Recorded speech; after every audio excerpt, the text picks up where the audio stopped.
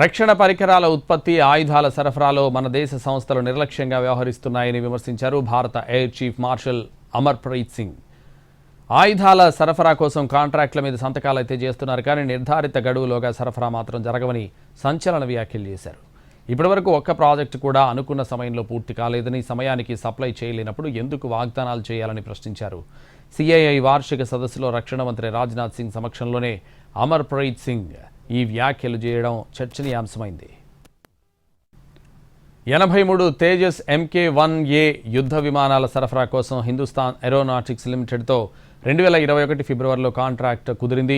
48,000 కోట్ల రూపాయల విలువైన ఈ ఒప్పందం ప్రకారం 2024 మార్చి నుంచే విమానాల డెలివరీ మొదలు కావాలి.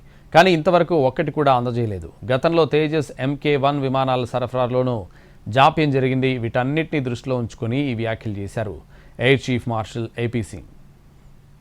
మన దేశంలో ఉత్పత్తి చేయడం కాదు, ఇక్కడే డిజైన్ రూపొందించి అభివృద్ధి చేయడంపై దృష్టి పెట్టాలని రక్షణ పరికరాల ఉత్పత్తి సంస్థలను కోరారు.